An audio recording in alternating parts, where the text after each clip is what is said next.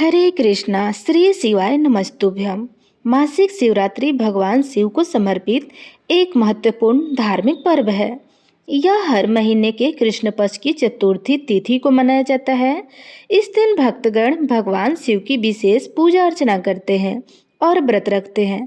इस दिन भगवान शिव की पूजा करने से उनकी विशेष कृपा प्राप्त होती है।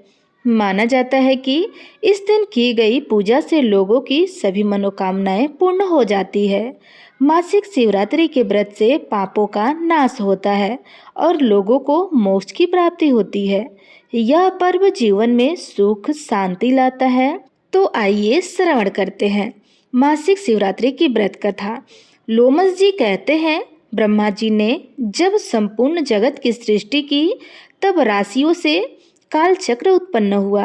उस काल चक्र में सब कार्यों की सिद्धि के लिए 12 राशियां और 27 नक्षत्र मुख्य है। इन 12 राशियों और 27 नक्षत्रों के साथ क्रीड़ा करता हुआ काल चक्र से है काल जगत को उत्पन्न करता है। ब्रह्मा से लेकर कीट पर्यंत सबको काल ही उत्पन्न करता है, वही पालन करता है और वही संहार भी करता है। एकमात्र काल से ही यह सारा जगत बंधा हुआ है। अकेला काल ही इस लोक में बलवान है, दूसरा कोई नहीं। अतः यह सब प्रपंच कलात्मक है। सबसे पहले काल हुआ, काल से ही स्वर्ग लोक के अधिनायक उत्पन्न हुए, तंत्र लोक की उत्पत्ति हुई। इसके बाद त्रुटि हुई, त्रुटि से लव हुआ, लव से क्षण हुआ, क्षण से निमिष हुआ, जो प्राणियों में निरंतर देखा जाता है। 60 निमष का एक पल कहा जाता है और 60 पलों की एक घड़ी होती है। 60 घड़ी का एक दिन रात होता है। 15 दिन रात का एक पक्ष माना जाता है। 2 पक्ष का एक मास और 12 महीने का एक वर्ष होता है। काल को जानने की इच्छा रखने वाले बुद्धिमान पुरुषों को इन सब बातों का ज्ञान रखना चाहिए। प्रतिपदा से लेकर के पूर्णमासी तक पक्ष पूरा होता है। उस दिन पक्ष पूरा होने के कारण ही उसे पूर्णिमा कहते हैं। जिस तिथि को पूर्ण चंद्रमा का उदय होता है वे पूर्णमासी देवताओं को अधिक प्रिय है, तथा जिस तिथि को चंद्रमा लुप्त हो जाते हैं उससे विद्वानों ने अमावस्या कहा है। अग्नि स्वात आदि पितरों को भी अधिक प्रिय है। ये 30 दिन पुण्य काल में संयुक्त होते हैं। इनमें जो विशेषता है उसे आप लोग सुनेंगे। योग में व्यतिपात, नक्षत्रों में श्रवण, तिथियों में अमावस्या और पूर्णिमा तथा संक्रांति काल, ये सब दान क्रम में पवित्र माने जाते हैं। भगवान शंकर को अष्टमी प्रिय है, गणेश जी को चतुर्थी, नागराज को पंचमी, कुमार कार्तिकेय को षष्ठी, सूर्यदेव को सप्तमी, दुर्गा जी को नौमी, ब्रह्मा जी को दसवीं, रुद्रदेव को एकादशी, भगवान विष्णु को द्वादशी, कामदेव को त्रयोदशी तथा भगवान शंकर को चतुर्दशी विशेष प्रिय है। कृष्ण पक्ष में जो चतुर्दशी अर्धरात्रि व्याप नहीं हो उसमें सबको उपवास करना चाहिए। वे भगवान शिव का सायुज्य प्रदान करने वाली है, वही शिवरात्रि के नाम से विख्यात है। वे सब पापों का नाश करने वाली है। इसी विषय में एक इतिहास का उदाहरण दिया गया है। पूर्व काल में एक विधवा ब्राह्मणी थी जिसकी प्रकृति बड़ी चंचल थी। वे काम भोग में आसक्त रहती थी। अतः किसी कामी चंडाल के साथ उसका संबंध हो गया। उसके गर्भ से दुरात्मा चंडाल के एक पुत्र हुआ जिसका नाम दूष था। दूष बड़ा ही दुष्ट आत्मा का था। वे सब धर्मों के विपरीत ही आचरण करता था। महान पाप पुण्य प्रयोग के द्वारा सदा नए नए पाप प्रारंभ करता।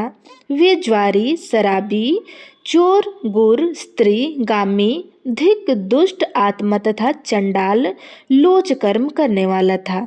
एक दिन वे अधर्मी मन में कोई बुरी वृत्ति लेकर ही किसी शिवालय में गया। उस दिन शिवरात्रि थी। रात में भगवान शिव के पास उपवास पूर्वक रहा और वहां पास ही देवता होती हुई शिव शास्त्र की कथा सुनता रहा। वहां उसे लिंग स्वरूप भगवान शिव का दर्शन हुआ। दुष्ट होते हुए भी उसने एक रात व्रत किया और शिवरात्रि में जागता रहा। उसी शुभ कर्मों के परिणाम से परिणाम से उसने पुण्य योनि प्राप्त करके बहुत वर्षों तक पुण्य आत्माओं को लोक में सुख भोग कर अंत में वे राजा चित्रांगन का पुत्र हुआ। उसमें राजा राजेश्वर के लक्षण थे। वहां वे विचित्र वीर के नाम से प्रसिद्ध हुआ। उसका रूप बहुत सुंदर था। उसे सुंदरी स्त्रियां प्रेम करती थी। उसने बहुत बड़ा राज्य प्राप्त करके भी अपने में अहंकार नहीं आने दिया। भगवान शिव की भक्ति करते हुए वे सदा शिव धर्म के पालन में ही तत्पर रहता था। शिव संबंधी शास्त्रों को मान्यता देकर उन्हीं के अनुसार शिव जी की पूजा किया करता था।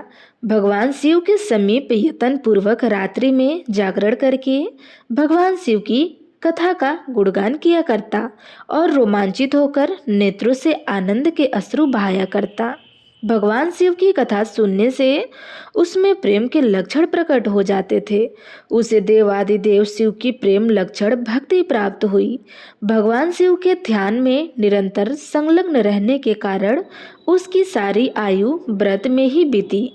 भगवान शिव इस संसार में पशुओं, अज्ञानी तथा ज्ञानी जनों के समान रूप से सुलभ है। अतः सुख की प्राप्ति के लिए एकमात्र सदा शिव का ही सेवन करना चाहिए। शिवरात्रि के उपवास से राजा को उत्तम ज्ञान प्राप्त हुआ। उस ज्ञान से सब प्राणियों में निरंतर संभावना का अनुभव हुआ। फिर एकमात्र भगवान सदाशिव ही सब भूतों के आत्मा रूप है। इस ज्ञान का साक्षात हुआ। कहीं कोई भी ऐसा वस्तु नहीं है जो भगवान शिव से रहित हो। इस प्रकार उन्होंने अत्यंत दुर्लभ ज्ञान प्राप्त कर लिया। वे ज्ञान विश्व पुरुषों के लिए भी अत्यंत दुर्लभ है। फिर औरतों की तो बात ही क्या है। राजा विचित्र वीर की ज्ञान प्राप्त करके भगवान शिव के अत्यंत प्रिय भक्त हो गए। शिवरात्रि के उपवास से उन्होंने सायुज मुक्ति प्राप्त कर ली। उसी पुण्य के प्रभाव से उन्होंने शिव जी की लीला में योग देने के लिए शिव जी से ही दिव्य जन्म प्राप्त किया।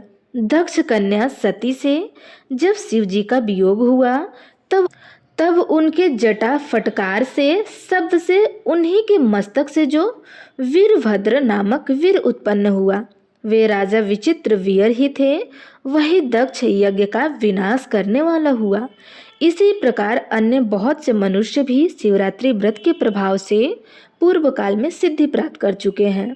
राजा भरत आदि तथा मंधारा और हरिश्चंद्र आदि नरेश भी इस विचित्र वीर द्वारा किए हुए उत्तम शिवरात्रि व्रत का अनुष्ठान करके ही सिद्धि को प्राप्त हुए हैं।